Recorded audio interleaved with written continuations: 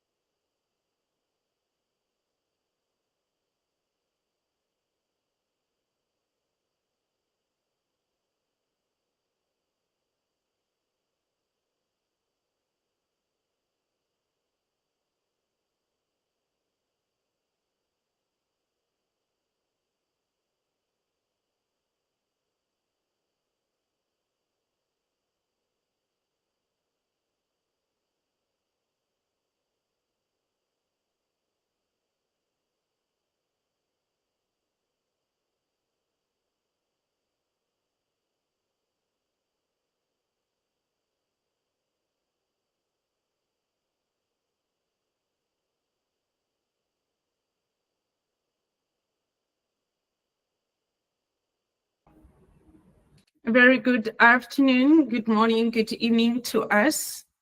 Thank you for joining us on this webinar today. We are glad that you are here. Thank you so much. It's such a joy to see all of us that have already joined in. Welcome, welcome, and we are looking forward to having a great time of learning and time of interaction in this webinar. Kindly allow us just to give about 5 minutes for more other people who are joining the call, just about 7 minutes or so, and then we will get started with the business of the day. Others, we are very glad that you joined us. You can go and share. You can go ahead also. Go ahead also and share the link with your colleagues, with the colleagues that you work with, for someone that you haven't yet invited. It's still we are on time to invite many others to join with us, our colleagues, our partners, our stakeholders that we work with in the field, in the different humanitarian fields where we are. Please go ahead and share the link. Please invite someone, remind them that we are having this webinar happening today. Remind them that we are starting, and so our desire is that none of us is left behind. So if you could just go ahead and share the link and invite 2 or 3 people or 5 people, that will be a great thing to do. Kindly allow us just about 5 minutes to allow many others who haven't yet joined. The number that had registered is way above the ones who are on the call right now. So kindly just allow us a few more minutes, if you would, if you may, just a few more minutes and we will get started. Thank you very much. We are glad that you are here.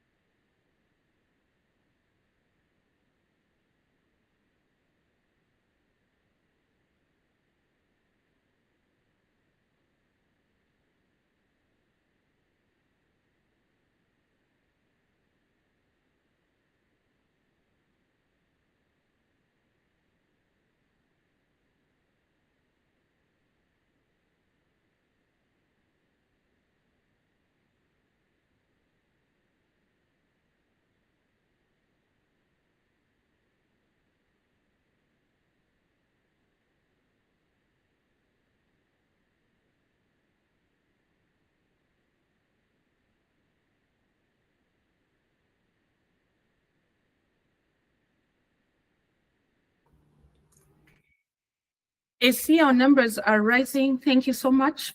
Thank you so much. Our numbers are going up for the participants who are already on this call. And thank you for that. Again, a very warm welcome from the different places that we are joining in. And my thoughts are, as we wait for other people, as we give them and allow just 3 minutes or so, would you just be kind to go ahead and introduce yourself? Let us know where are you logging in from, where are you joining us from? And if it's okay with you, you could also mention the name of the organization where you're joining us from. I know we are joining from different countries, different locations, and we would love to hear from you. Where are you joining us from?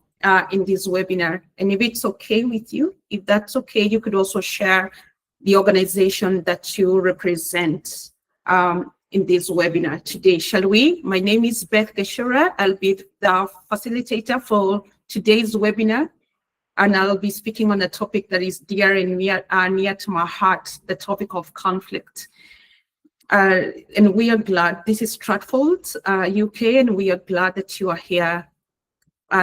We're glad that you're here. So I'm looking and I'm checking the chat section to see our introductions. Where are you joining us from? Where are you logging in from? Which country do you represent?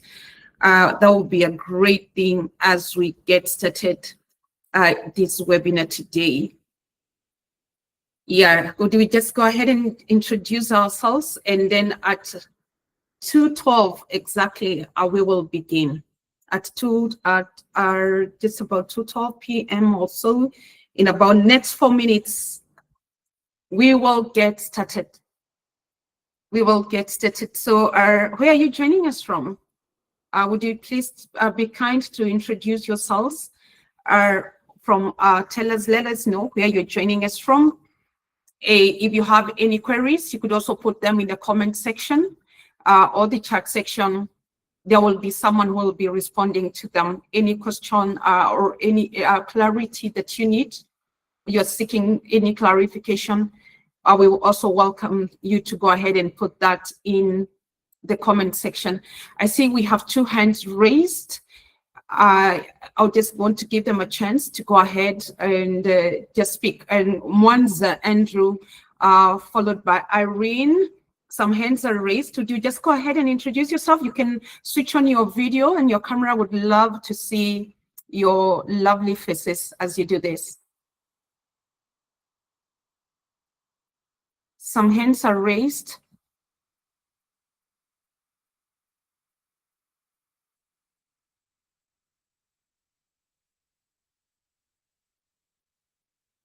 If you're able to unmute and switch on your video as well, for those who have raised their hands, I'm assuming you want to speak, you want to introduce yourself. Is there anyone going first? Anyone?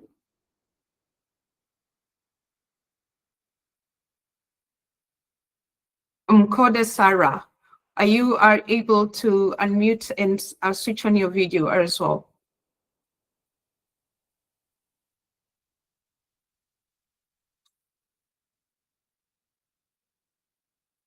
Hi. Hello. Sorry, still navigating around this technology thing. My name is Mukoda Sarah. I am representing from Uganda, Kampala. Fantastic. Work with the Semvule Community Initiative. We work with victims of sexual violence. Fantastic. Thank you for that. It gives us context. Yeah, I want to know what areas you work in. That's important. It gives context. Thank you so much, Sarah, and welcome to this webinar. Thank you. Anyone else, another bold person who is willing to speak? And yeah, please go ahead.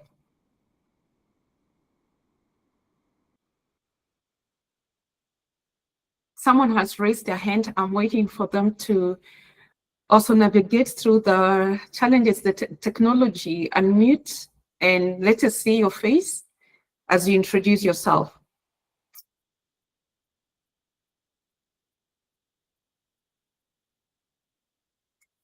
All right, Joseph, do you want to go ahead? I'm waiting. We have some time. I am waiting for our others to just go ahead. Unmute your mic when you are ready and switch on your video. Would love to see.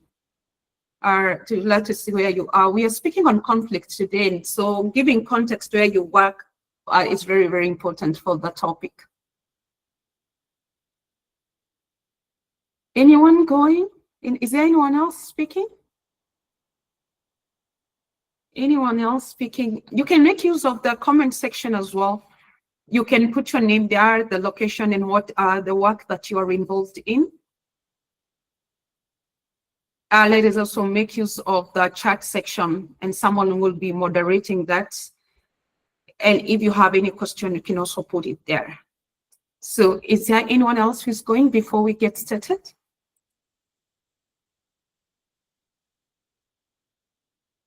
Anyone else going once? I only have 1 more minute and then we start. Only 1 minute and we start.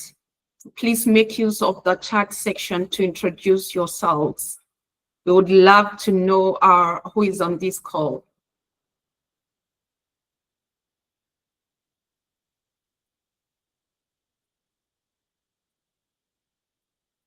Is there anyone else as I wait? All right. Okay. So we'll just proceed in the interest of time. And again, I say a very, very, very warm welcome. We are glad that you joined us today. Thank you so much for joining this global webinar on conflict learning for humanitarian professionals. My name is Beth Geshura, and it's an honor to be amongst colleagues, amongst partners and field practitioners today who are making an impact in many ways in some of the most challenging environments in the world. Today, we are going to explore 2 essential capabilities for humanitarian professionals. And these capabilities are, number 1, we will demystify conflict. We will seek to demystify conflict, what drives it, how it begins, and how it shapes humanitarian operations. And secondly, we'll be looking at some needed skills that help us as humanitarian professionals in our work. And these skills are mediation and negotiation. These are skills that can protect communities, they can strengthen partnerships, and definitely go a long way in improving our mission outcomes. And so today, from wherever you're joining us from, perhaps in your office across different countries that are represented in this webinar, I invite us to engage, to reflect, and to share your insights as we go along. And so let's begin. I'll begin by just introducing ourselves. Who are we on this call? Who are we, the people who are hosting this wonderful webinar? Who are we? And I need for you to give me a thumbs up, or if you can see my screen as I seek for us to introduce ourselves. Fantastic. Thank you for that quick response. Thank you so much. So we are Stratford International, and our clarion call, we say, is that we flourish through learning. Through learning, we flourish. And that's who we are. We have different courses that I'll shortly be mentioning to us, who we are, and we take pride in delivering impactful and high quality training that enhances skills, expertise, and are empowering professionals in the humanitarian field and across different industries. That's who we are. I'm also navigating with you, and I want to ensure that you're seeing our screen. Yes, fantastic that you're seeing my screen as I move along. Fantastic. So we offer advanced postgraduate diplomas, professional diplomas, certificates, and short courses. And we also do on-site training workshops. Our vision is to be a global leader in the humanitarian world and in the NGO and cooperate and contribute greatly in developmental educational sector, fostering a community of change makers who are actively contributing to the well-being of people and of the planet. We envision a world where there is an ample supply of capable and dedicated personnel effectively addressing the various humanitarian needs that we know exist. So our mode of delivery currently are online courses and on-site workshops. And as a leading online learning training provider, we offer a comprehensive suite of solutions, thus empowering change makers through online learning and also on-site workshops. If you have any questions as we go along, please put the question in the comment section. Someone will be responding to you quick and fast. So what are some of our courses? We offer the following courses, among others. And just as I had mentioned earlier, we offer advanced postgraduate diploma, in monitoring, evaluation, accountability, and learning, otherwise known as MEAL. We also offer professional diploma in project management, our professional diploma, again, in international humanitarian assistance, and advanced postgraduate diploma in humanitarianism, aid, and conflict responses.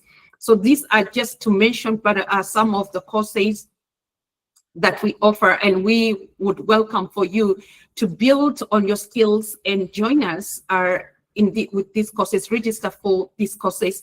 So other courses that we also give are advanced postgraduate diploma in climate change and sustainable development, and professional diploma in monitoring, evaluation, accountability, and learning, and also certificates in climate change. I know some of us in the room are climate enthusiasts, and these are the areas that we work in. And so in case you want to sharpen your skills further and just become a better professional, increase, develop yourself, these are some of the things you can do. All our courses are accredited, and so we are credible in what we offer, and we are accredited by the ACTD USA. All our courses are accredited.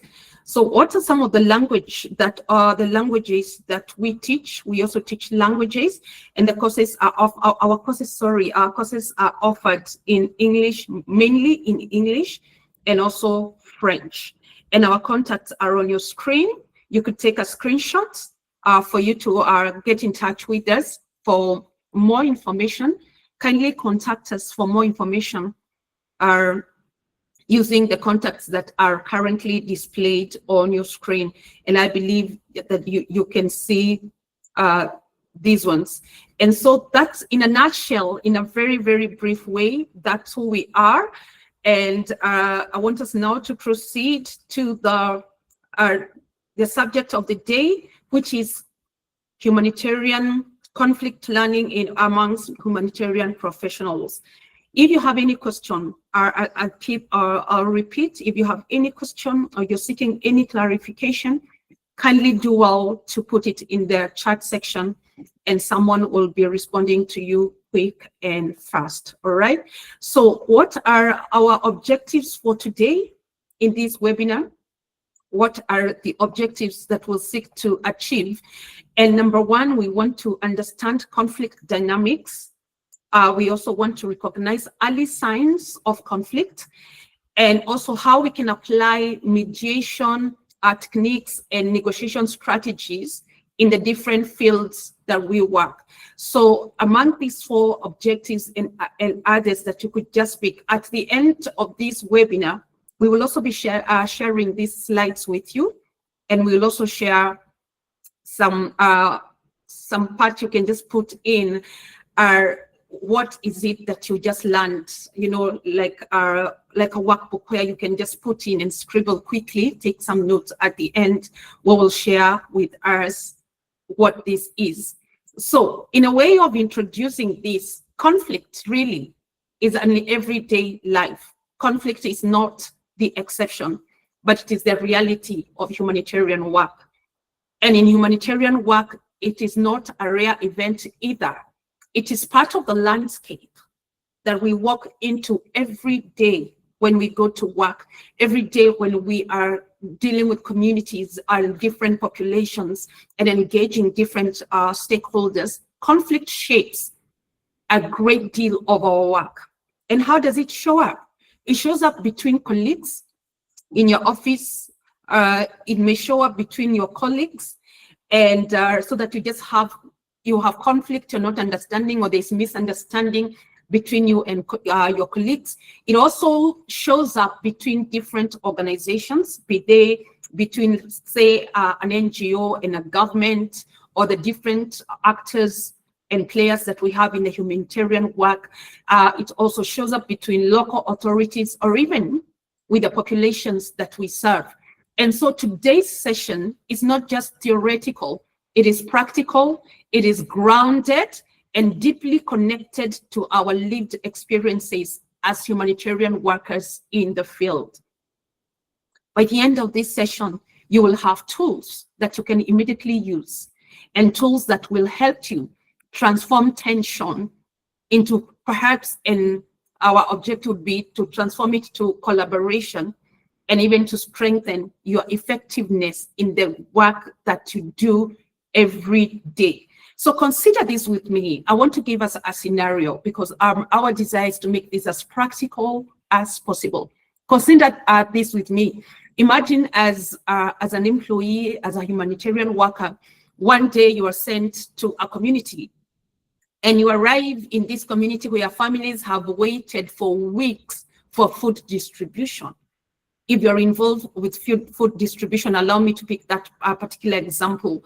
Perhaps you're working for an NGO or a local NGO or international NGO, whatever the case may be, that is involved with food distribution. But as distribution begins, then disagreement erupts. And one faction, one group feels excluded, and another group believes that the process of food distribution is not fair. And what happens after that? Tensions quickly rise. The logistics of delivering aid they become overshadowed because of the human dynamics, because we process things differently. Human beings, we process differently. We have emotions. Okay, so our emotions play part in conflict. We also have history. We have history, we have information. Some of us have power. The different actors in the field have power. And there's also fear, perhaps even within the community. So this is the type of real world that conflict plays greatly. And as humanitarian professionals, we navigate this kind of work or this kind of scenarios and similar scenarios on a daily basis. Conflict by nature, it's not always dramatic. So as we sit here, perhaps I want for you to observe the subtle ways, the small ways, the quiet, silent ways that conflict shows up in your work and in your office and in your daily life, because it matters that you recognize it. So as we go through this session, think about a conflict moment you've personally experienced in your field of work. Can you think maybe recently you had a conflict scenario in your place of work? And just as I said, we are very, very different. So we process things differently. We see things differently. The image on your screen is a giraffe that is supposed to draw the beautiful lady on the other side. And look at what the giraffe draws. Look at just what the giraffe draws. This is an image that depicts what conflict is. On your screen, the giraffe is drawing a beautiful lady who is on the other side. And look at what the giraffe draws. Let me know in the comment section whether the giraffe is right or it's wrong. Is the giraffe right or wrong? From what the giraffe draws, from the image that the giraffe captures of the lady. Is the giraffe accurate or not accurate? What do you think? What do you think? In drawing that image of the beautiful lady who is on the other side, is the giraffe correct or incorrect? Is the giraffe accurate or not accurate? What are your thoughts? What do you think about it? Would we just get some responses in the comment section? What do you think of this image? Is the giraffe right? I see some thumbs up going. I don't know what this thumbs up really say. Would you say in the comment section what you mean by the thumbs up? I see thumbs down. I see thumbs up. What do you think? What do you think? Is a giraffe right or wrong? What do you think? What are your thoughts? Anyone? Anyone who wants to put it in the comment section? I cannot see any response in the comment section. I'm seeing thumbs up, I'm seeing thumbs down, but I don't know what they represent. Would you want to tell me, is a giraffe someone who is bold? Someone who's bold can tell us whether the giraffe is correct or not correct. Who is that? Someone, a volunteer, please. Or you're not able to type. I think you're not able to type. All right, sorry about that. Sorry about, then you can unmute. Can I give you a chance quickly to unmute? Just open your mic and let me know. Just say right or wrong. Right or wrong. Anyone, you can go ahead, open your mic, let's know. Anyone who wants to open? Sarah? Oh, you are all on mute again. Okay. Okay, yes, mine is go ahead. on mute. Please go on. The giraffe is right from its perspective, from its viewpoint. I like that. The giraffe is right from its viewpoint. And that's the thing. We all assume we are right from our viewpoint. And because it's our viewpoint, yes, to that extent we are. And sometimes you go to your office in the morning and you have a meeting with your boss or with your leader, with your manager, your country head, and you see a situation on the ground very differently from how your leader sees it. Or your organization is lobbying for one thing or the other, and from your viewpoint, you see a different picture. But say the government sees a different picture, and right there, conflict is introduced. And that's how conflict is. Everybody assumes I am right, and rightly so. I am right. Thank you for that comment. I see we can't unmute our audio. Some of us are able, some of us cannot. All right, we'll make do with how we can. Okay, we will proceed with the best way we can. Okay, so that is the nature of conflict. Conflict, everyone defends their standpoint. And what we are saying in these are, by just defining conflict, and we will define it shortly, that conflict is often misunderstood because the other party might misunderstand you. They don't have the perspective that you have. They don't have the viewpoint that you have. And conflict does not begin with violence. It begins much, much earlier. It begins with the mind, with our emotions. It begins with subtly, with a misunderstanding here, a misunderstanding there. It also begins with miscommunication because we process information differently. It also begins with a disagreement or a sense of unfairness. You'd be thinking they're treating me unfairly, but then the government from the jurisdiction where you are, where you operate, say in Uganda or in South Sudan or in Saudi Arabia or in the different countries we are in, the government might be thinking they are dealing with you the very best way they know how to. But for your organization, you might be thinking, no, things can be done differently. Right there, that is what conflict is about. So this misunderstanding, miscommunication, disagreement, sense of unfairness usually develops to tension. It rises or creates tension. And then when this is not addressed within time, it escalates even to violence. It escalates quickly, and it can escalate very, very fast to even violence. So let's begin and look at a formal definition of what conflict is. Sorry, my screen, that there right there is conflict. So conflict is the disruption caused by differing thoughts, because we have different thoughts, differing opinions, wants or ideas. This can be good or bad depending on the type of conflict. Conflict is a way of life, and it's sometimes we like to say it's neither good, it's neither bad. It's just how you process it, is how you handle it, and it is how you approach it. And conflict is often expressed as an expressed struggle between at least two interdependent parties who perceive incompatible goals, scarce resources, or interference from others. And we'll be breaking that further down for you to understand that better, the nature of conflicts and what we mean when we say that. So what are quickly some of the characteristics of conflict then? Remember, we said it is subtle, it can be hidden, and it can be quiet. Okay, it can be hidden, it's quiet. Conflict can distract. It can bring this. It can distract you from your focus, from your objectives, from your goals. It can just bring that. it's also very destructive. It can ruin, and it has ruined reputations. It has caused businesses to disintegrate or even programs to shut down operations altogether. If it's not managed well or managed within the timelines that are allowed, it can ruin businesses and even lives. And sometimes, mostly, it can be hidden because some people don't like to talk about it. It is there yet, but no one is addressing it. No one is bringing it to the fore.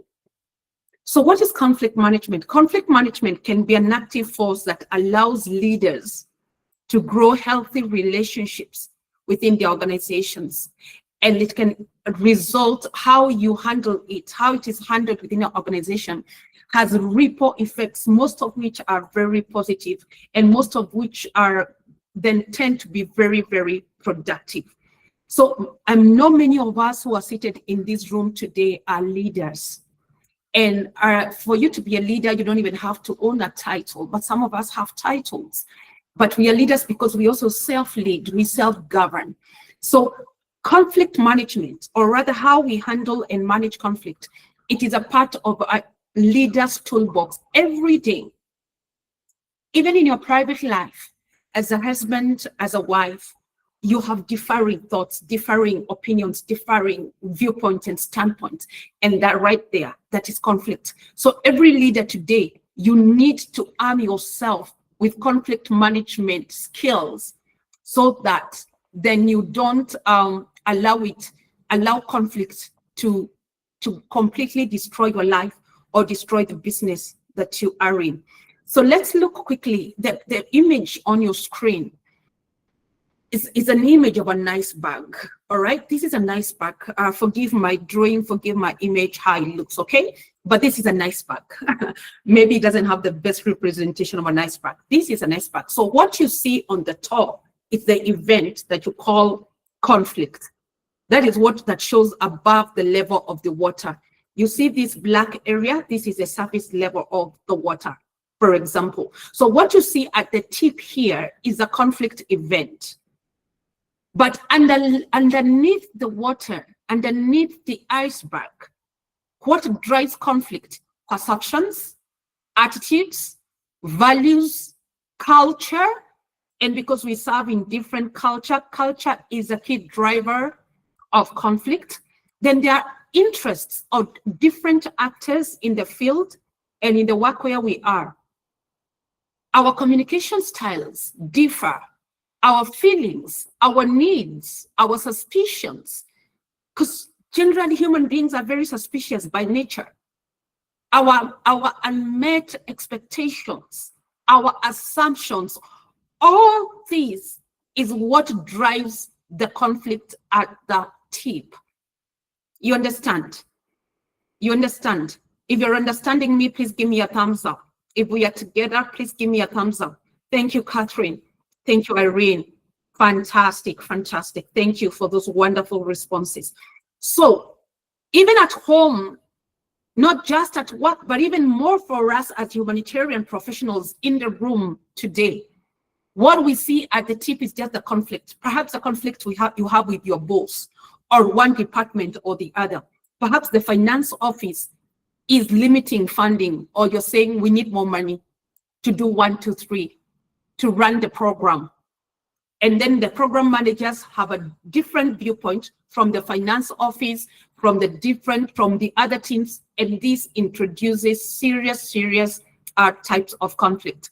So moving on, then we want to look at the types of conflict, different types of conflict, and I have alluded to these as I was sharing. So there is the interpersonal. This is within teams. For example, within a finance team, within a programs team or a project team, the project team has its own, people are not agree in that team, or even between colleagues who are working under intense pressure. And I know some of us work under very hostile environments and we work under pressure. That pressure creates conflict. All right, so that is interpersonal type kind of conflict. These are types of conflict. I think I need to reduce the sizes of so that you can see my slides a bit better. You can see the titles as we proceed. All right, so yeah. So the other type of conflict is the organizational. This could be between different organizations, for example, different donors, different agencies, or an NGO and a donor, or different decision makers and the power owners who are mostly government or international players, you know. So there's now that conflict between organizations or between different bodies. And then also at the granular level, there is the community conflict that is also mostly has political tendencies and political nuances around it.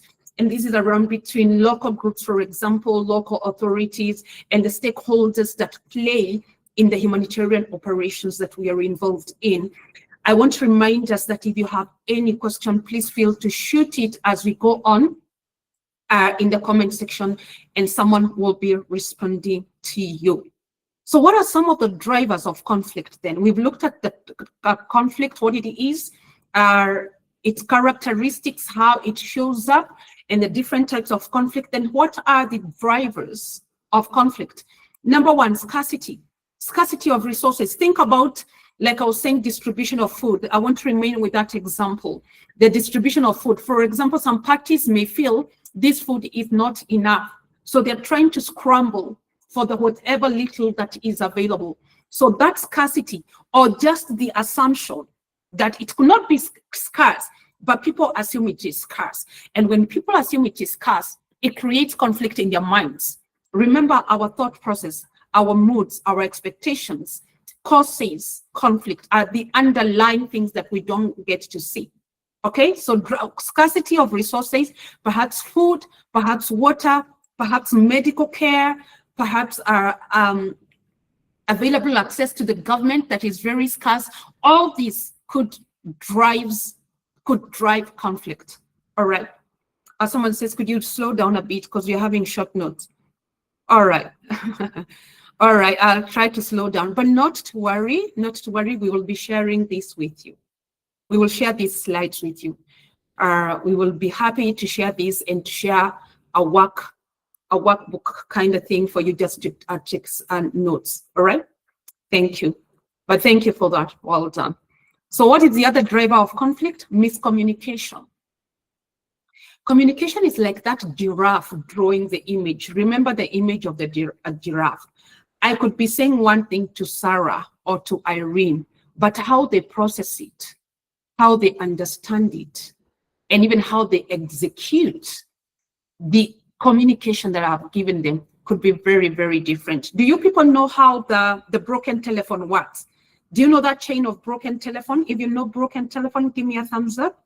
If you know what broken telephone is, communication. When it comes to communication, it just basically sees how information is disseminated, maybe from the top echelon down to the lower levels or lower cadres. By the time it gets to them, for example, the employees, it's totally distorted. So miscommunication is a key driver of conflict.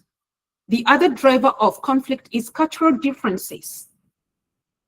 And I've seen people write for me down maybe messages or write. So if you're able to type, you can also write other drivers of conflict that you think exist other than the ones that I've just shared here. So cultural differences, we serve in different countries. And some parts you may come from Africa, you are posted to the Middle East, for example. Or someone from the Middle East is posted to Africa. Someone from Europe, some of the humanitarian workers are sent from, they come to serve from all across the globe. So once they land on the area where they are serving, they are met with culture shock. Cultural differences is a thing. And culture is something we cannot wish away. And it's a key underlying factor, a key underlying driver of conflict. Because some cultures, some things are taboos in one culture, but they're acceptable in a different culture. Some red lines that exist in one culture could be totally acceptable in other cultures. You understand? So cultures here could be cultures of the lifestyle, educational cultures, organizational cultures. These are cultures that are different, and they are all key drivers of conflict. What about power imbalances? What do you think? Different stakeholders in the humanitarian field have different powers. So power imbalances, there are some powerful people, or the people who can afford to flex their power muscles better and stronger than others, and they have more influence, or they have more persuasions, or they are the key decision makers. So power imbalances in the humanitarian field plays a great deal in driving conflict and how it then advances. So at this point, I would like to ask, what other drivers of conflict do you think exist other than the ones I just mentioned? What other drivers of conflict do you think exist? Is there any other that you think this is also a driver of conflict than the one I just mentioned? Any other? Any other driver? Would you just give me a thumbs up or just comment in the comment section if there are other drivers of conflict that you think I didn't mention? Sheila, I see your thumbs up. Someone else? Other drivers that you think exist, what could they be? What could they be? Sheila, are you able to unmute and tell us, or write in the comment section, what are other drivers of conflict in your different humanitarian fields where you are? What else drives conflict? What else drives conflict? All right, I see quite, but please contribute in the comment section. So let's look at the different dynamics, of conflict that exist. And these are basically like the actors, and these actors have different interests, and they have different issues, and also the power levels are not the same. The levels of influence are not the same. When it comes to dynamics of conflict in the humanitarian field, you want to sit back and ask, who are the actors here? Who are the different actors? And we know the different actors who contribute greatly in the humanitarian field. We know them. These actors are governments, for example, governments, local NGOs, international NGOs, UN agencies, donor governments, for example. What else? The private sector, the media, the diaspora, the military, the academia. All these are different groups of actors who are involved in any field, and each of them have interests. So what are the interests? You want to sit down and think, what are the interests? What does each actor want? The community is also an actor. The local communities where you serve, the local populations, they are also actors in the humanitarian field. So in understanding the dynamics of conflict, how they are playing out, you want to ask yourself, what does each actor who is involved here want? For example, in the distribution of food, the example that I gave earlier on as we started, you want, if there is conflict there, then you ask, who are the actors? Perhaps donors or donor governments are part of the actors. The governments could be also actors. The local population are also actors. Perhaps they're also part of the donors, could be the private sector. So what you want to do to understand these dynamics well is to ask yourself, what does each actor really want? What are their issues? What are they arguing about? What are they asking for? What is their ask? Okay, all these actors have an ask. Maybe the government wants to take the initiative or to take the lead in distributing food, and maybe the donors have a different position or a different conviction. So now that brings a clash. So you want to ask yourself, what is the issue about? What is the real issue that we are confronted with? Then also ask yourself, who has influence among these different players? Who has influence and why? For example, international NGOs have more influence, perhaps more than local NGOs, or local NGOs in a particular scenario could have more influence because they are the people who know the dynamics of that particular population. The government definitely has influence. The local communities or the local authorities, they have influence. So you, in understanding dynamics and the frameworks, you want to ask yourself, who are the actors, who has influence, and why? What are they asking for? You cannot wish that away, you have to address it. One of the most important skills that we say in humanitarian work is early detection of conflict. And what we say is that usually conflict gives early warnings. It gives warnings before it explodes. It can be hidden and very subtle and maybe even very quiet. But the more you don't address it, then it creates tension.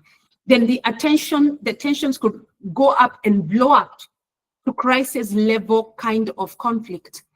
So what you need to do as a leader, as a humanitarian professional who is in this room today, you need to understand and detect what are the early signs of conflict. What do you look out for? What are the early signs? Some of these early signs are rumors or emotional conversations around where you work, or maybe in your office around where you work. There's a lot of grapevine communication going on, a lot of rumors going on. The other thing you want to look out for is avoidance behavior. For example, you may call for a meeting, even with different players and different actors, and they don't come. They completely ignore you. That is something to look out for. It should tell you there are some other underlying factors. Okay? What if when there's sudden tension or discomfort in your office or in your area where you're operating, where you're running a project, or where you're running a program? What if there's sudden tensions?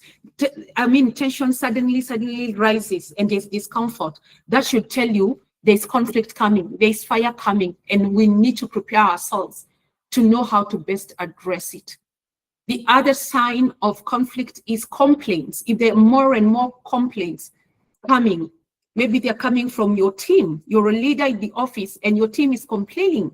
You're a leader, and that you realize that the level of complaints have gone higher, or they become more frequent. That should tell you there's something burning, there's something underneath. And as well as this last one, stakeholders refusing to meet you. You could be lobbying for something. You could be lobbying for a project. You could be lobbying for more funding. And then you find that the stakeholders involved, they refuse to meet with you, or they refuse to share information with you. Right there and then, that should tell you there's fire, something is wrong. Something is wrong and you need to address it. Something is wrong. So right now, I want us to revisit our earlier example. Remember the earlier example that I gave of distribution of food, okay? Let's say a dispute arises over aid distribution, okay? And this could be distribution of food or distribution of medical equipment or medicine or water or whatever it is that you are distributing. When a dispute arises at that early stage, when just a dispute has risen, what should you do as a wiser person who knows how to manage conflict before it explodes? What should you do? Number one, you should pause. You should listen. Listen to the other people around you. Listen to your teammates. Listen to the community leaders, for example. Observe what's going on. Observe who are the actors. So this is called mapping out the actors in that particular scenario. For example, map out the actors. Could be maybe one of the actors is a government, or some international NGOs, or some local authorities, or some private sector players, or the local community. All these are actors involved. So what you need to do is pause and map out who are the actors. Then for every one of those actors, identify what are their fears. What are their fears? what are their interests, and what are their concerns. Because sometimes the best intervention is simply acknowledging people's feelings and people's expectations.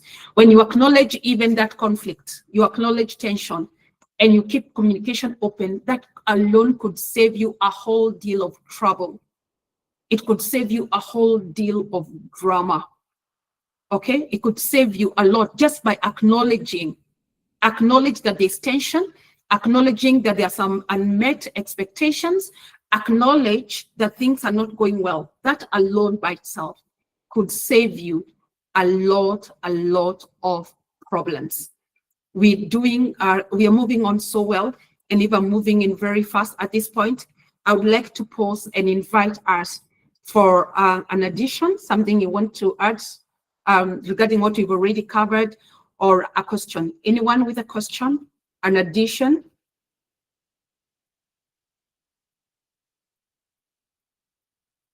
There are some comments going on in the comment section. Please check out what's going on in the comment section. There is also a raise hand if you're trying to navigate this whole technology of Google Meet, how it works. I know for some of us are familiar with it, some of us are not familiar. Some of us are not very familiar with it. Is there any question or clarification so far up to where we have covered? Any question? I'm looking, you know, I usually am told I'm a teacher. I teach adults. And there are usually two things. It's either everyone is understanding what you're saying or they're not understanding what you're saying. So for me to be sure that we are together, you're understanding what we are talking about, could you give me a thumbs up so that I know we are together? Thank you. Thank you for that thumbs up. Thank you for the thumbs up going on. I need more. Are we together? Are we understanding? All right, I see understanding is good. Fantastic. Thank you so much for that wonderful feedback. Thank you so much. Is there a question? Is there a question? So perhaps one of my moderators could also help me with to read out the question if I cannot see, because I cannot see any question on my side. If any of my moderators are able to see the question and I cannot see, please help me out. Fantastic, fantastic. I hope you're taking notes, but we will share these slides with you. Any question? The understanding is good. I see claps coming on together. Fantastic, fantastic. I think we will just then proceed now. Now that we know what conflict is, and now we understand what conflict is, then can we talk about solutions of addressing conflict? Now that we understand the different types of conflict, the dynamics of conflict, how it shows up, and how to detect it early enough to avoid a spiral to maybe to a crisis or to disaster, we then in this webinar today, and this is a series of webinar, by the way, we will have another 2-part series coming up. Look out for it when the details go out. Ensure you don't miss when part 2 comes up. But for this next session, for this next 1 hour that we are remaining with, we want to ask ourselves, now that we understand what conflict is, that we have a basic understanding of even conflict in our offices, conflict in our own homes. Even in homes, you realize you can have conflict between a husband and wife, or a mother and the children, parent and the children, children and the parents. Conflict is a way of life.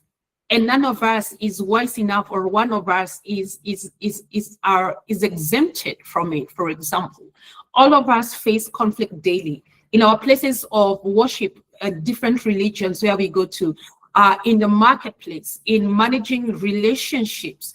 Conflict is a way of life, and you do well to realize that early and accept it. And especially so when you're also a leader and you're leading teams. Or maybe you're a country director, you're leading a whole country, and you have different projects, different operations in different regions. The thing is, one way or another, in every day of your life, you have many stakeholders to manage, stakeholder management. Conflict arises a lot when it comes to managing the different stakeholders. and even our donors, because they also have needs and they want to be met. So when we are not meeting the needs and the expectations of those who fund our work, conflict arises.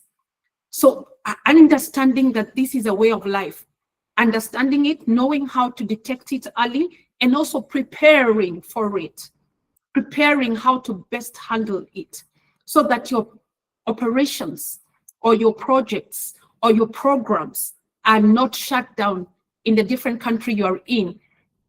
You need to be well equipped, and you will do well to prepare yourself and to equip yourself with skills of managing conflict and even turning it around so that it works not to your detriment, but for your good. All right. So now that we understand conflict, we have a basic understanding of what conflict is. And let's now talk. And now in this next hour, we want to delve in what solutions then are available for us.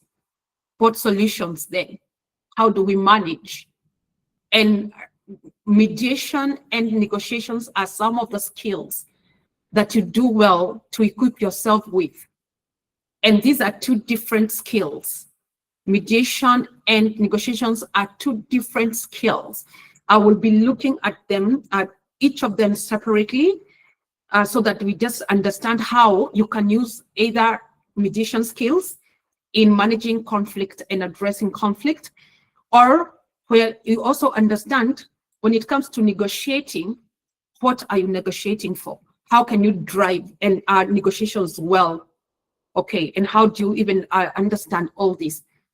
So they are related. These two are related. They are solutions in dealing with conflict. They are related, but they are also a bit very different.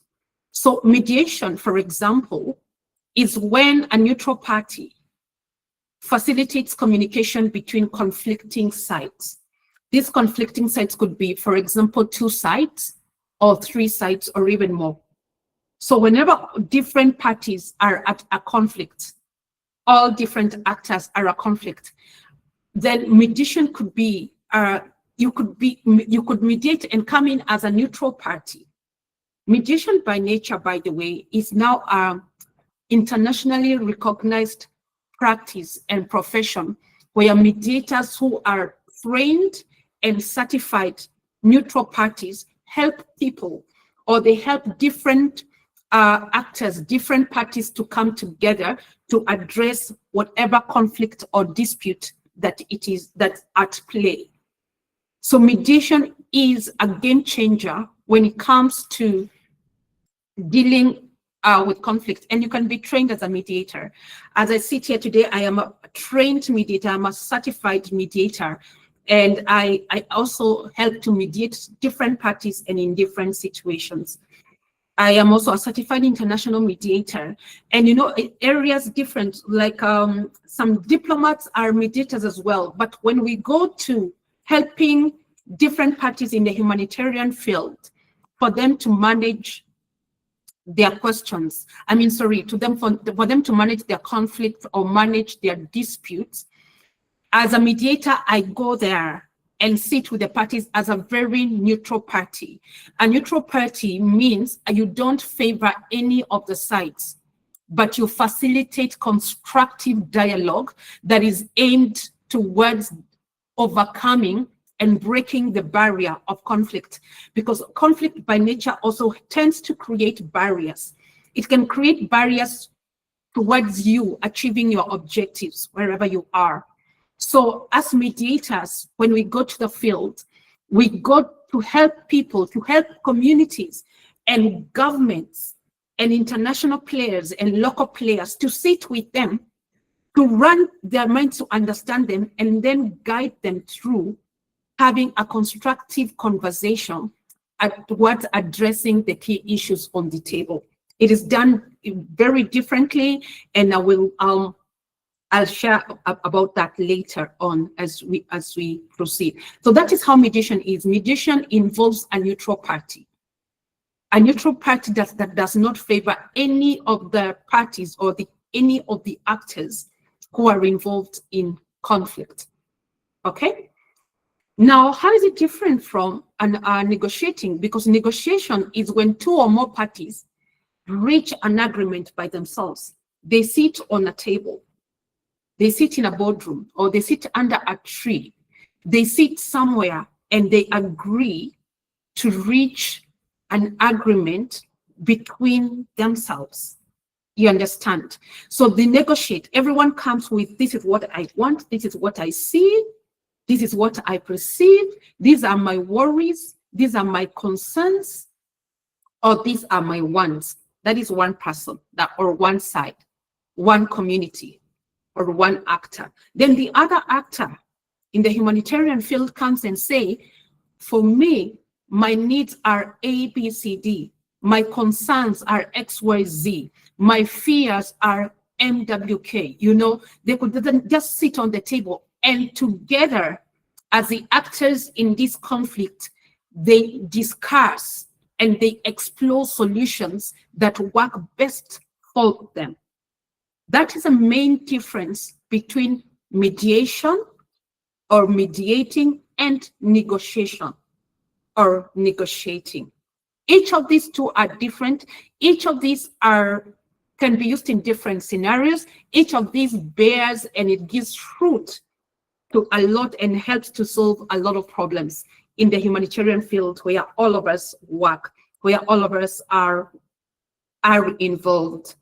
Thank you for those who joined us after we have started the first hour. We were looking at conflict, and the second hour we want to look at then, after understanding conflict, what are the solutions that are available then for us, or the solutions that are available to me, for example, as a leader. What are the solutions available for me? So in discussing this, let's talk about mediation first, and then we'll go on to negotiation. So mediation, as I said, is a neutral party. You come and sit with the different actors. There could be 2, or there could be 3 or 4 or 5. There could be many, and each of them has fears. Each of them has interests. Each of them has wants.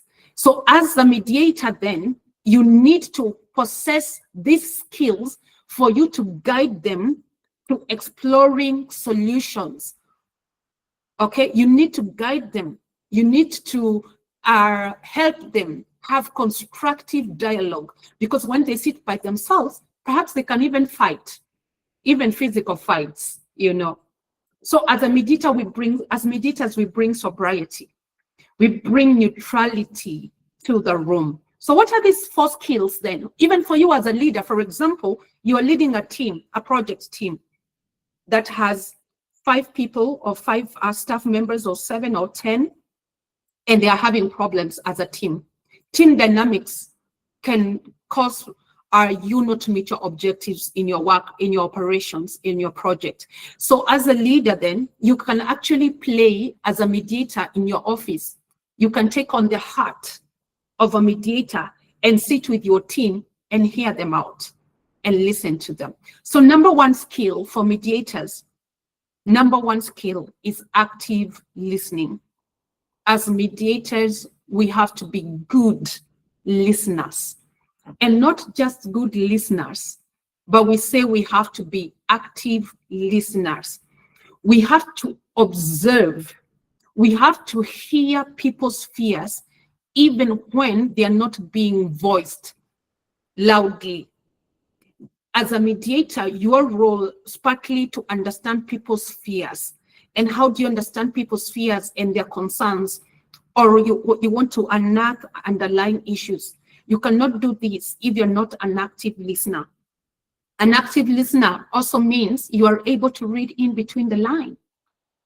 If you're a country director and your teams, perhaps from different regions, or your team member and another team member cannot see eye to eye, and you need the 2 of them to achieve a goal or to achieve a purpose, what you need to do, invite them to a meeting. Invite them to a meeting. You can buy them a drink, you can buy them a drink and tell them, I want to hear you out. And then in hearing them out, hear their fears, hear their concerns, hear their issues. Observe the body language. Observe the unspoken things in between the lines. Observe what their expectations are, hear them out.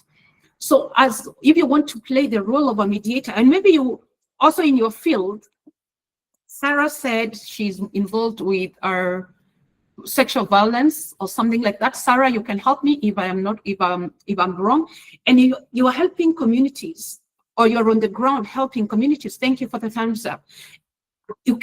Sarah can wear the hat of a mediator and say, I want to hear them out. I want to hear what the other issues are. So when you go to hear them, listening to their worries, listening to their wants, listening to their fears is very, very critical, because it may be the game changer. It may be the deal breaker that you need for you to get past the conflict barrier. The other skill that you need to have and to possess is its ability to be neutral. Many of us struggle with this because we have likes and dislikes. We have persuasions and convictions. Sometimes as a leader, for you to be efficient in your office, for you to be efficient in your project and in the program you are, sometimes you will need to show and to wear the face of a neutral person. Because if you show that you're favoring a certain side, what you do, you shut the other side out. They may not tell you that you're shutting them, but you will see it from their conduct. You will see it from their character. You will see it from how they show up for you when you need them. You will see it from how they show up because they believe that you are not a neutral person. So you will do well as a mediator in the particular areas of operations where you are in to occasionally show up as a neutral person. A neutral person has no sides. You have no one that you favor over the other. You just bring in that I'm here to hear the two sides out and to help them out. That helps you a big, big deal. The other skill that you need to wear as a mediator is the skill of empathy. And empathy is basically for you putting yourself in other people's shoes. Let me use I will use the example of Sarah again. When she goes to this particular, maybe gender-based violence or sexual-based violence or things like that, domestic-based violence, for those people to open up to you and to help you help them, you will need to wear their shoes. You will need to feel their pain. You will need to affirm and to validate their fears and their concerns. You need to feel it as they feel it. See it as they see it. That is empathy. In an office example, for example, maybe your team are afraid that their contracts will not be renewed. And perhaps as a leader, then you've seen that they've become slow at work. They are coming to work late. They have disconnected. They are also very disinterested. Perhaps because they have underlying fears that my contract is not going to be renewed, that our project is going to be shut because there is no funding coming in, that we have new policies coming in. And when they hear through grapevine, remember how conflict comes through rumors, through conversations of grapevine. One of the things that would help you to break that conflict with them is you identify with their fears. Maybe they're thinking tomorrow they will not have a job, or in January they won't have a job. And as a leader, you need to wear empathy. Often you need to wear empathy as a leader. Part of the skills for you as a leader is to build relationships and to manage relationships. This is impossible. It is impossible for you to manage relationships, to build relationships, if you don't have empathy. You will be judging people, you'll be ruling others out, you'll be shutting others out. Okay? So that is a skill that is very, very critical. And the last one of the skills here is your ability to frame issues. And basically this means your ability to present the issues at the table in a language that the other party understands, or from their viewpoint, from their standpoint. frame issues. Remember the giraffe that was drawing the beautiful woman? You can frame that issue that this is what I see. My perspectives are A1, 2, 3. Then you can come and frame those issues and tell them, I understand that from your viewpoint, that's the thing, but this is not the entirety. This is not the truthful or factual information. You are missing A, B, C, D.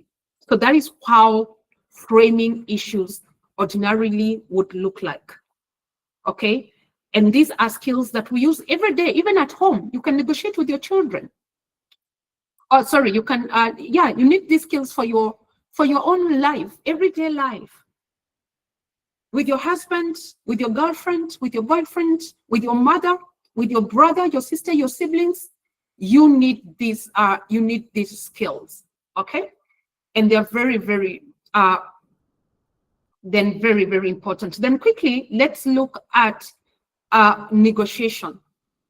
For example, negotiation then. How is it different from mediation? And in the humanitarian world, negotiating for things it's a bit different than in the business world or corporate world. The corporate world, we know it's about winning. It's about meeting objectives or improving the balance sheet or the bottom line. Okay, but in humanitarian, we say here the goal is not a win-win, but it is about securing an outcome that creates access, maybe access or protection in a situation of extreme power imbalances. Negotiating, remember, is when people sit on a table. You sit on a table like this, you come to a boardroom or a table or even under a tree, informal in negotiations, and help people not just to win, but to negotiate and come out better with solutions that work best for them. It's very different than in the corporate world, where people are all about profits and profit making. Sometimes in negotiating, it's not really about your principles, but about your presence and about hearing people out and helping them. Negotiating, you can even negotiate with illegitimate actors, for example. Think of armed groups, or think of groups that have power and influence in the areas, the jurisdiction where you are. How do you then engage with them? How do you negotiate with them? And they could be holding the key or the answer to what you're looking for, or to what the community needs, or to unlock a stalemate. Imagine. So in negotiating, really, it's just discussing my interests. My wants are this, my fears are this, my worries are this, my priorities are this. So in humanitarian, we say negotiation is very constant. It's a thing we do daily. And we negotiate for access. We negotiate for resources with our donors or our donor bodies. We negotiate with them. And we also negotiate for things like safety. Okay, we negotiate for safety, we negotiate with workers, we negotiate with culture, we negotiate with local governments, we negotiate with maybe local administrators. All of these, we negotiate to ensure that our projects, our programs are not shut and they keep going on and on. Perhaps before I continue, maybe one of you, as you have heard about mediation, you'd be interested to even become a licensed or a professional mediator like myself. A mediator who can even go beyond your jurisdiction and help people, help workplaces, help communities to demystify and to break the conflict barrier. There is that available. There is that available for you also to be trained as a mediator. So let's come back quickly to negotiation strategies. And I have said, just as a way to recap, we negotiate daily. We negotiate for better pay. We negotiate for better allowances. We negotiate for better access to funding or better access to one thing or the other. So we negotiate on a daily basis for our own safety. We negotiate. So there are two major negotiating styles here. Okay, two ones that I would likely to want to highlight. There is one is about positions. One about positions, and this is which focuses on demands. My demands are X, Y, Z. I am demanding for better working environment. I am demanding for A, B, C, D. So that whenever someone focuses mostly on their demands, that one is called positional negotiation, because you come with your own demands. I'm negotiating for more funding for my project. I'm negotiating to expand our operations to different regions, for example. We are negotiating to have more human resource added to our team. You come with demands and then you qualify why you have this particular demands. That is called positional negotiation. Then the other one is interest-based negotiation. I don't know whether you can see my screen well and you can see the titles. Can you see my titles very well, just to ensure they're talking about negotiation strategies? Can you see? Perfect, thank you. Thank you for that, yes, thank you. Thank you for that. So how about negotiating for interests? How about negotiating for interests? You can negotiate because you have interests. You have underlying needs. You want to be more effective. You want to manage relationships better. So when you negotiate for your interests, the interests that you have on a particular thing or a particular project or a particular issue in your office, that is called interest-based negotiation. Interest-based negotiation. And it really, really also very, very effective in moving forward and in helping you. Remember, we began with conflict, in helping you get past conflict. Okay? So what are some of the negotiation principles that I would like for us to address? At this point, before I look at principles, is there any question for me? Is there any question that you would like for me to address? Any question? Any question? Any addition? Any clarification? Are we together, or have I lost anyone? All right, perfect. I see no questions. Are we together then? Can you give me a thumbs up? Maybe you know there's no question because we are not together. Give me a thumbs up. I like engagement. I'm a teacher, so I like to engage. I like to feel people. Fantastic. I see a number of them. Well done. Well done. Well done. Fantastic. We are together. We are together. So negotiation principles, as you can see on your screen, for parties to negotiate well and for it to be effective, there's something called consent. Okay, all parties involved in the negotiation. Maybe you're negotiating with government, or you're negotiating with international players, whatever in your area of operation. These ones, you cannot coerce people. As a principle, you cannot coerce people. You cannot force people to negotiate for something they don't want to negotiate. Even in your office, for example, your juniors, you can't force them. So the principle of consent is important, that I am here voluntarily. I'm here voluntarily, that it's my will. Maybe even a population wants to perhaps lobby or negotiate for aid, negotiate for food or for water or for access to some resources. You cannot force them. You cannot force a community. So you need to build rapport. You need to build relationships. That is why relationship building is very important. Also, when you have good relationships, it's easier for you in managing conflict than for someone perhaps who's not very good in interpersonal skills. For example, someone who has not built relationships, someone who usually is not very good in managing people or are validating people's concern. So consent is a key thing. Number two is just about neutrality, the principle of impartiality. This is about treating the people on the table. Bring fairness on. Negotiate with facts. Negotiate with facts. Gather data. Gather evidence. So that when people are negotiating and when you're inviting different parties to negotiate, ensure there is evidence. Ensure there is facts so that you are treating all parties fairly. There is fairness on the table.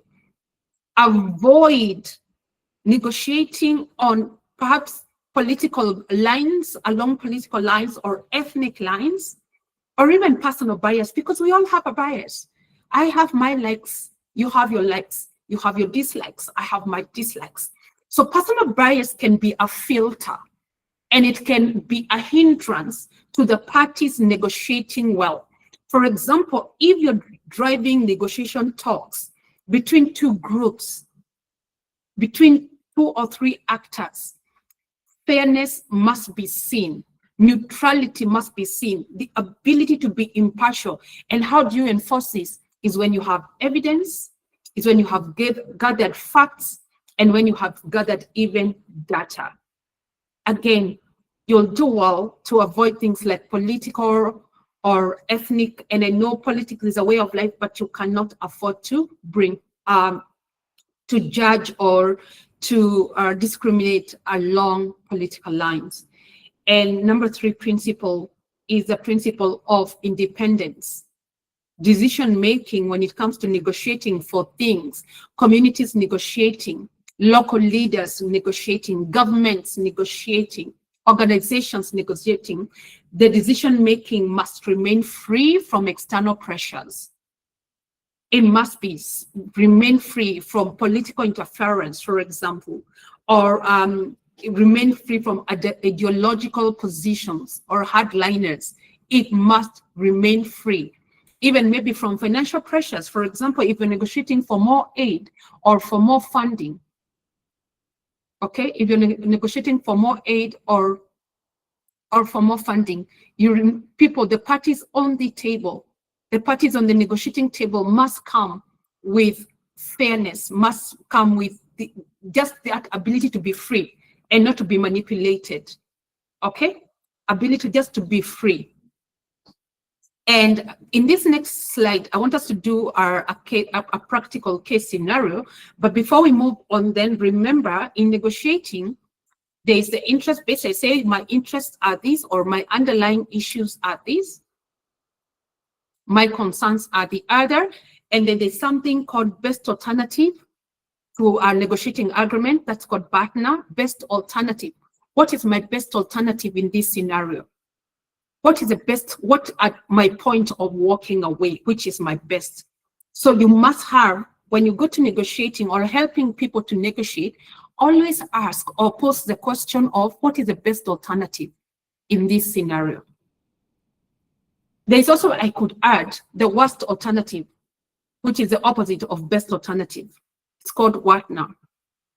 So do a best alternative analysis, or also a worst alternative analysis in whatever matter or whatever agenda that is on the table. Another technique that you'll do well to equip yourself with is ability for you to map the conflict, understand the actors, like what I was asking, the actors where we began about conflict. Understand what is the conflict, what are the issues, what is their ask, what are they asking for? What is their power, the power balances or power imbalances? So map all the actors on the table, map conflict. Then also understand stakeholder analysis. And as I know, as professionals here today, as partners in the humanitarian, we understand who stakeholders are and what they do and their role, because most of these can easily shut us out. They are the decision makers, or they're the owners of money, the owners of resources. I don't know whether you can see my screen. There it is. I'm sorry for that. And then so understand, do a thorough, detailed stakeholder analysis. Then remember to frame and reframe the issues like I had illustrated earlier. And then also manage power balances. or power symmetry. Some people ordinarily, some players, for example, the government is a key player and the power for government is very, very high. Or international players or players like, let's say, that the Red Cross or the Crescent Movement, you know, how do those then people negotiate with local actors or local NGOs?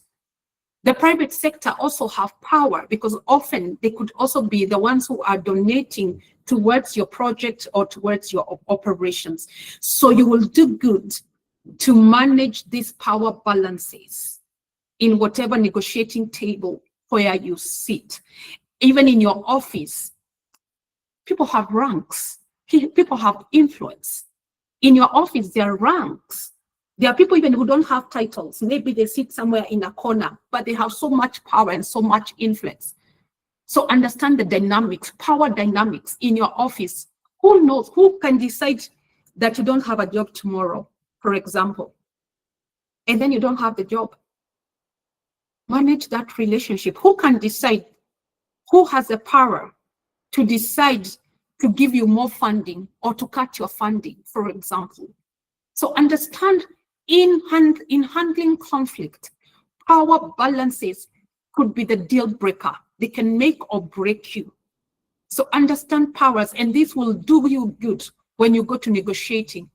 If you're negotiating for funding, for example, you're negotiating for more funding to be allocated to you, my dear, you need to know who are the decision makers, who are the owners of power. Who are the owners of power when it comes to such thing?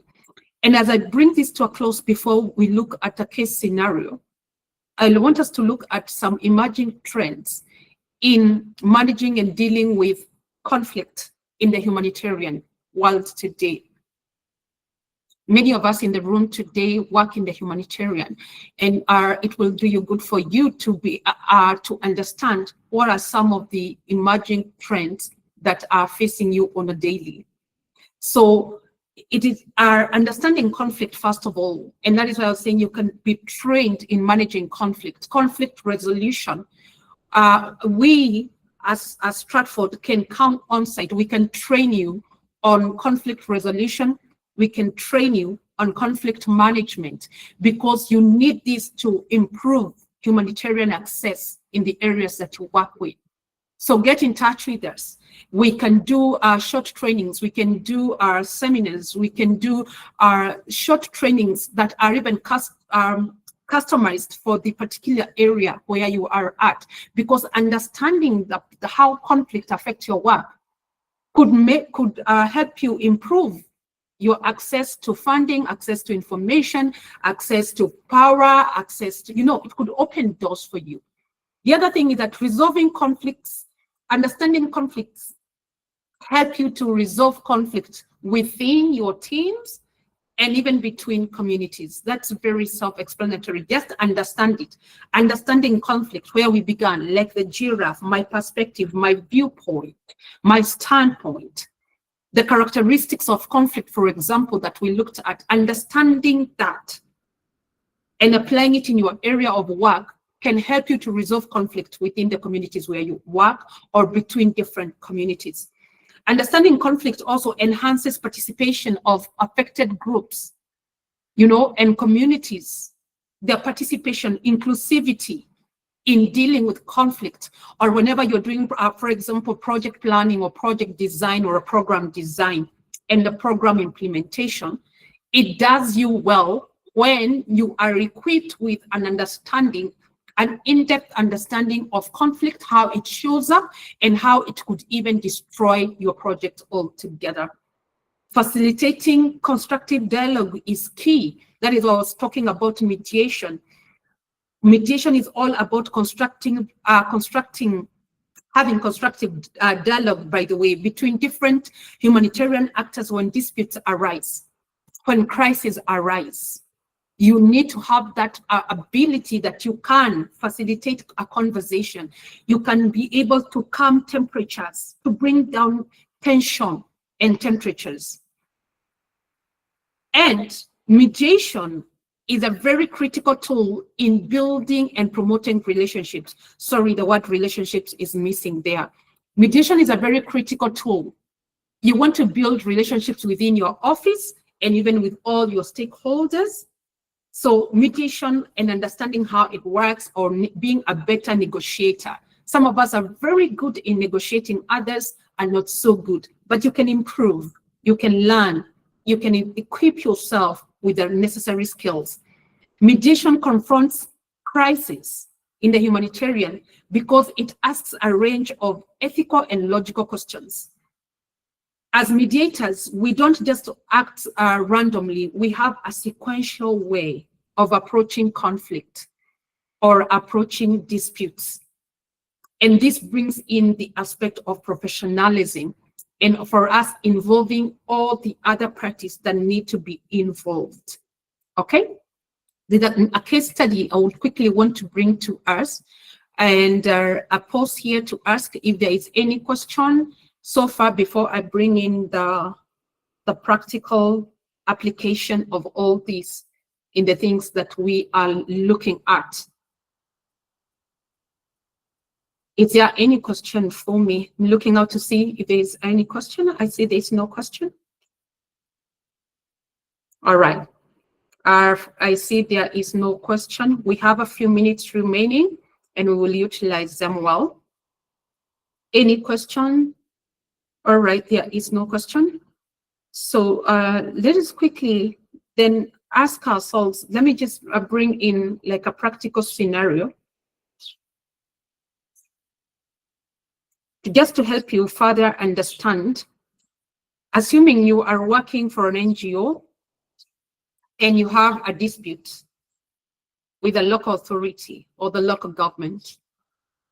Imagine there is a dispute between you, between the NGO where you work or your organization where you work and the local authorities over the location where you work. And sticking, I would like to start still stick here with the example I had given earlier on when we were starting about distribution of aid. You're distributing, for example, healthcare materials, you're distributing medicine, you're distributing information, you're distributing many things. It could be clothes or food, whatever relief that you are distributing. As a mediator then, what would be your role? Think about it. There's a dispute, there's a conflict going on between a local NGO and the local government and local authorities. And then you're appointed as a mediator. You are told, Lydia, Sarah, Irene, go and represent us as a mediator. What do you think your role would be? This is what I wanted to bring out.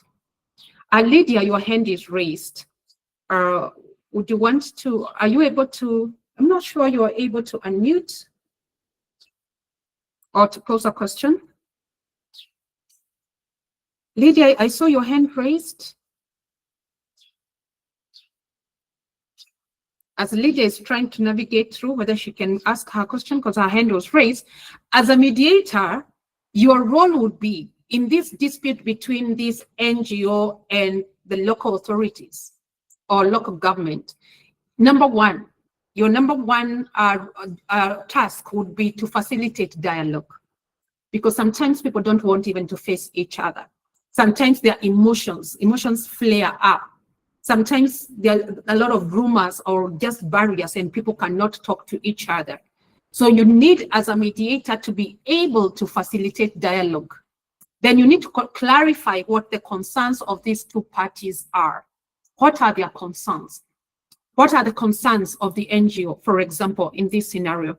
And what are the concerns of the local authority or the local government? What are they? So clarify on a table. Remember, as a mediator, you are a neutral person.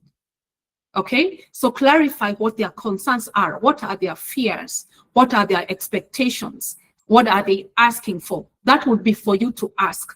And you ask one side, ask the other, then you clarify to both of them that party A is asking 1, 2, 3, and party B is asking the other.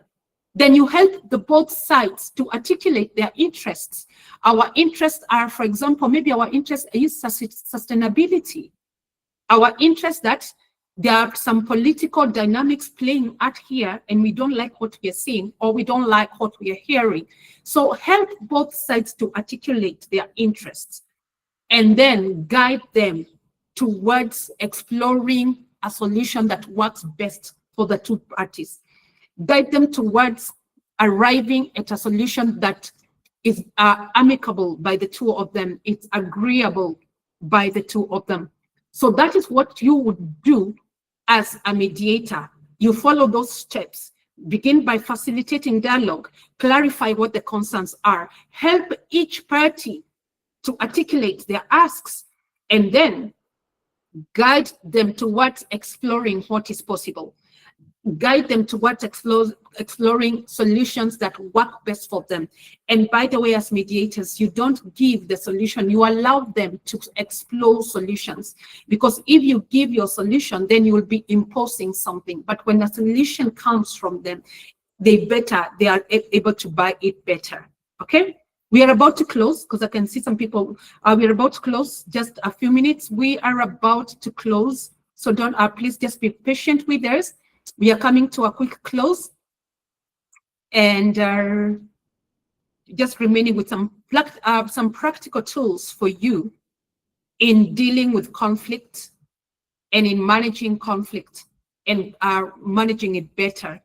So what are the practical tools you need to, as a humanitarian professional here, as a partner, you need to map who the actors are, what the interests are, what the issues are, and of course, what the power balances are.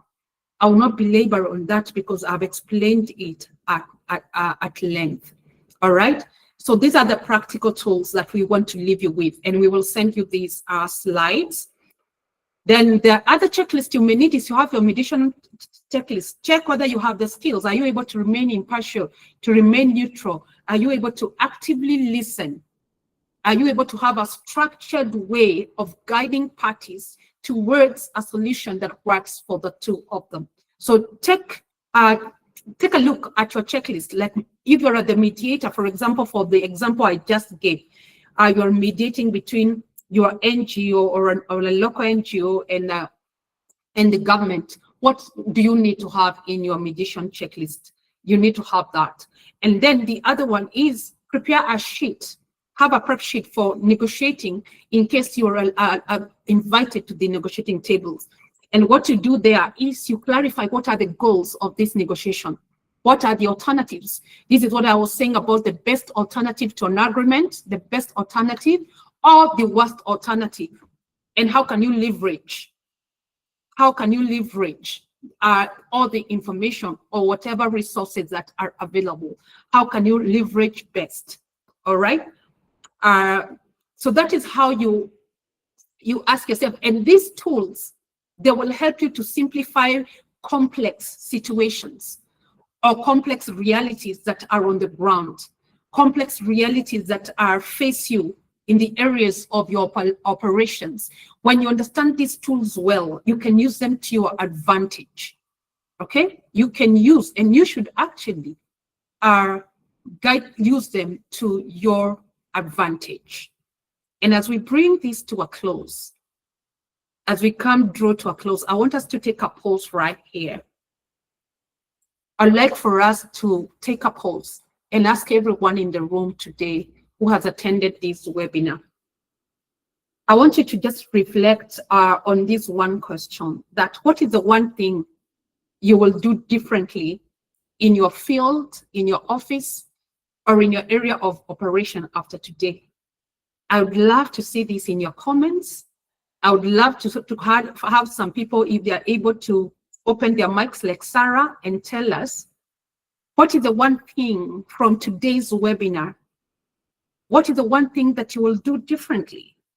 It doesn't have to be a big thing. It could be a small thing. For example, listening more deeply, listening more actively, or perhaps intervening earlier when disputes arise, when disagreements arise, or when there is miscommunication, without allowing it to spiral or to escalate tensions, escalate to full-blown crisis level, what is the one thing are you going to do differently? What are you going to do differently?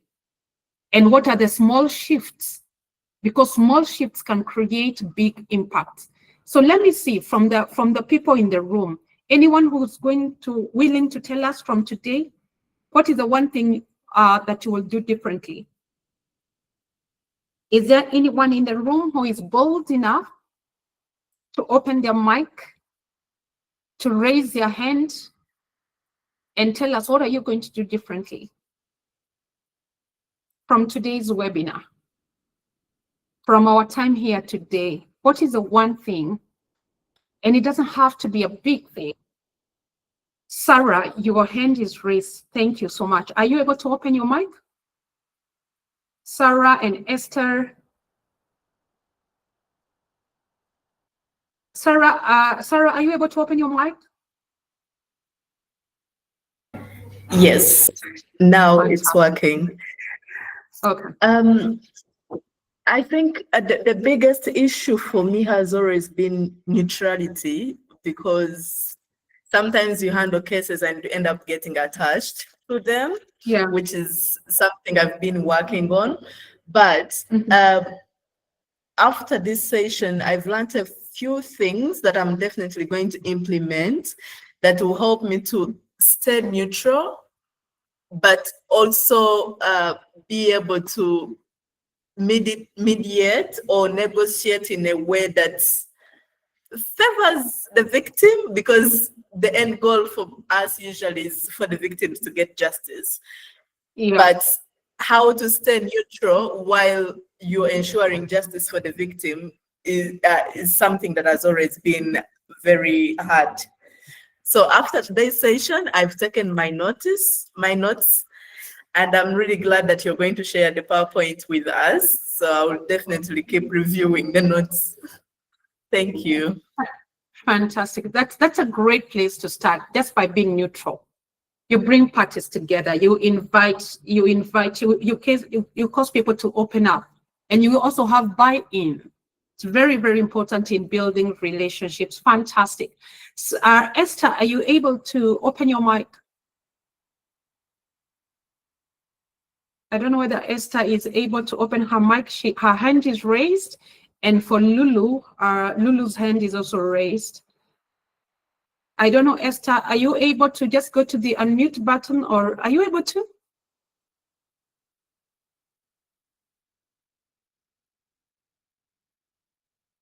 Okay, looks like Esther is having some challenge. She's not able to unmute. Yeah, Esther, I think are I you can able to? unmute. Yes, All I right, can. fantastic. Good. Go ahead. Yeah.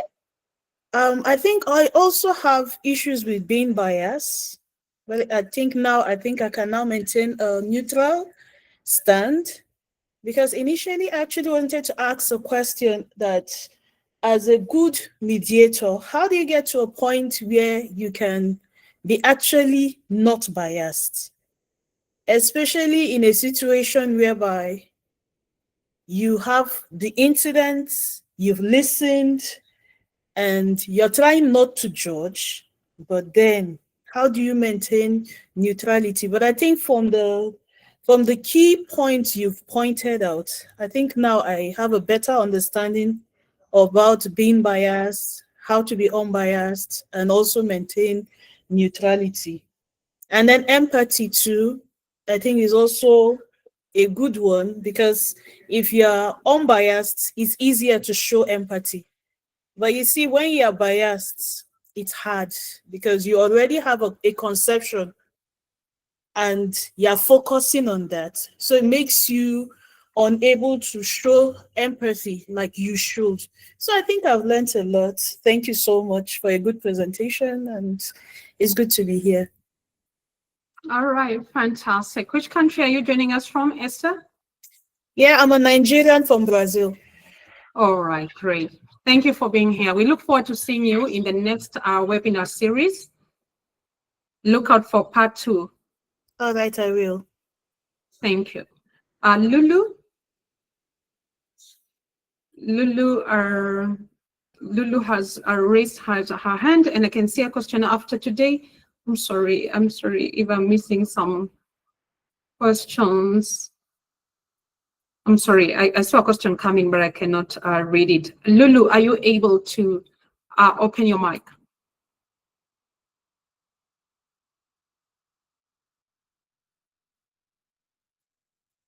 Lulu, are you able to open your mic? Looks like you're not able to open your mic.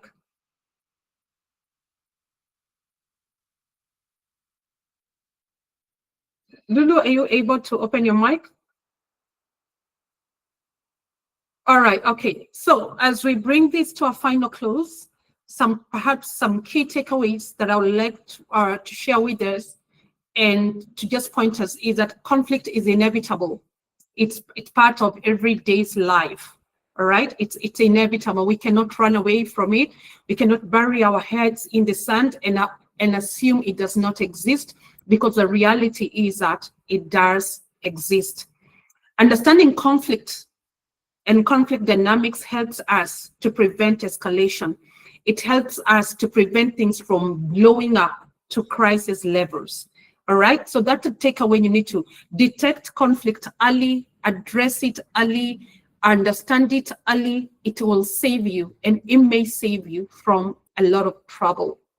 Mediation and negotiations are essential. These are essential skills every day, whether you're a leader or not, even in your everyday life and in your work and in the field, in the humanitarian field where we work. When you have these skills that you can be able to mediate well, you can be able to lead people to constructive dialogue. You have the ability, like Sarah and Esther have pointed, to have empathy, to be neutral, to clarify concerns. These are essential survival skills that will really help you in your work. And what we always say as we bring this to a close is a humanitarian work is safer. It is more effective when conflict is addressed early. Early understanding of conflict, early detection. You don't allow it to spiral. You don't allow it to get out of control. You don't allow it to escalate to levels beyond you. But as early, even whether they are rumors or just grapevines, try. Or people are absconding meetings, or they're refusing to come and meet you or to help you. Just detect it early and do good to address it early. These skills in dealing with conflict, they can protect your teams, they can protect your partners and the communities where you serve, okay? The communities where you serve. So today's insights that we have shared today, the insights that we have shared today are important, and they are critical in shaping your work as humanitarian professionals. They're also very, very important in shaping your relationships within your workplaces and also in the communities and in the field where you serve, and also in the humanitarian practice in the larger picture. You just have these skills. They will take you a long way. Every partnership, every conversation, every distribution, every negotiation, they all depend on your ability to manage conflict wisely. Let me say that again.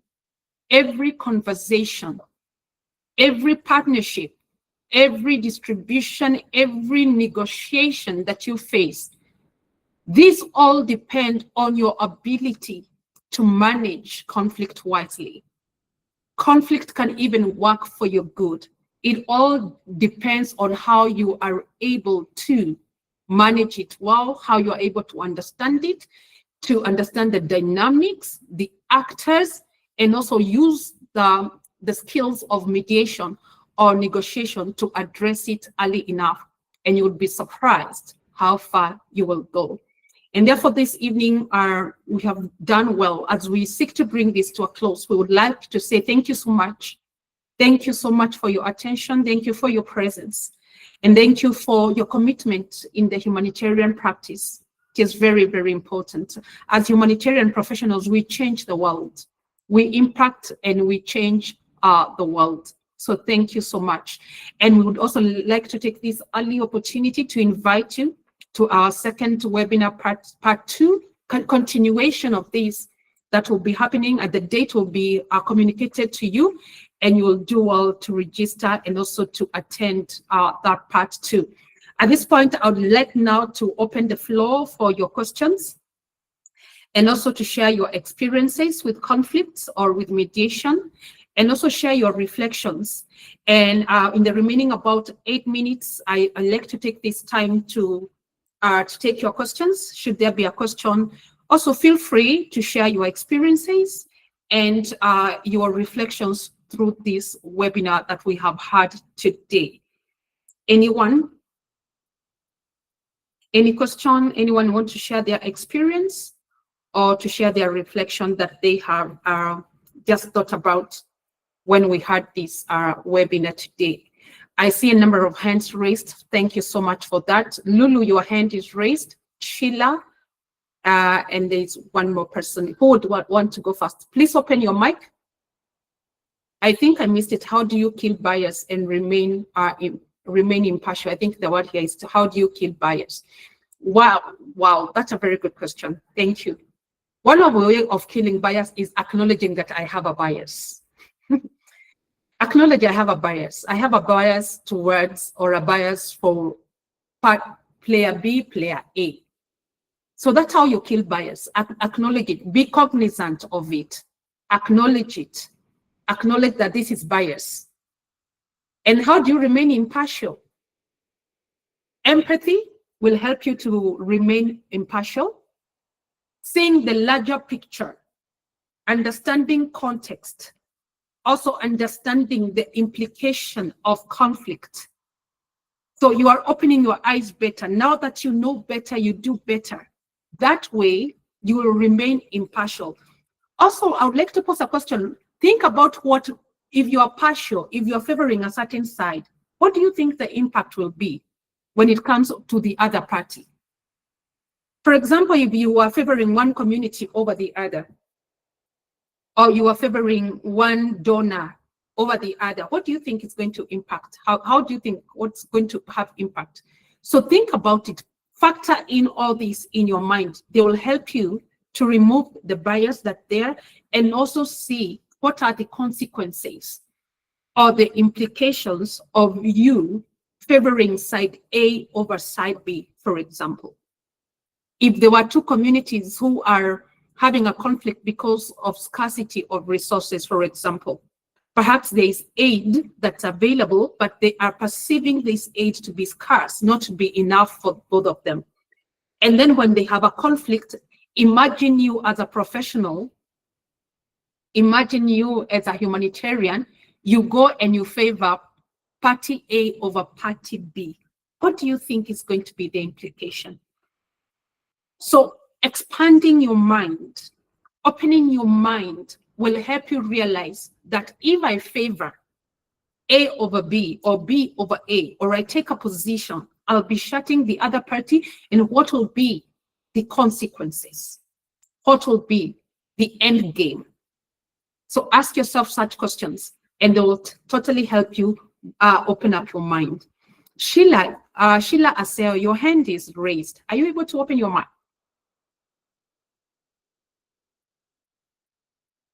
Sheila, I see your hand has been raised for long. Are you able to open your mic?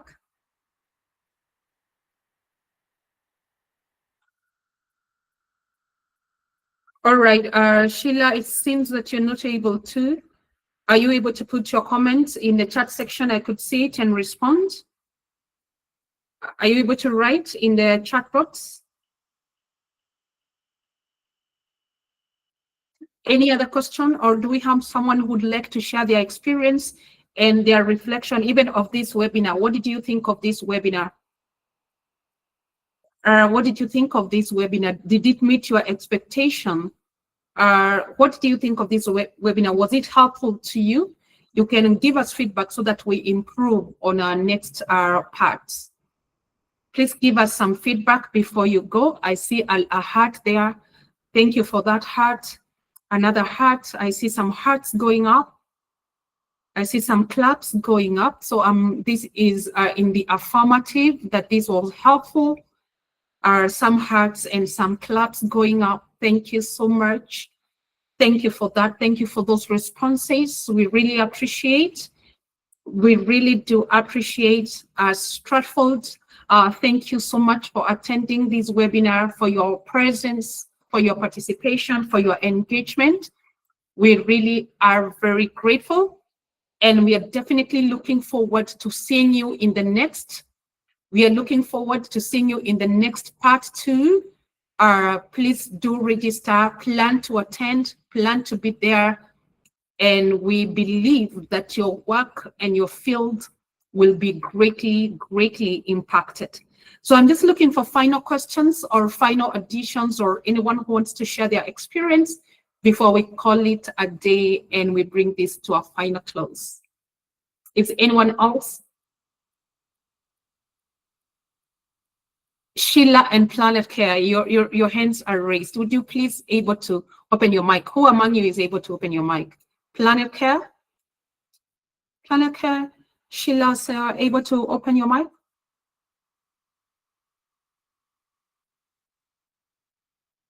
Able to open your mic? All right, going once. All right, says I'm not able. Are you able to type in the chat box? Are you able to chat comment in the chat box? Planet Care, your hand is still raised. All right. The other thing is that remember our contacts. Let me shoot our contacts again on the screen, where you can raise, give us feedback, give us your questions. Our contacts are, just a second, coming to on your screen.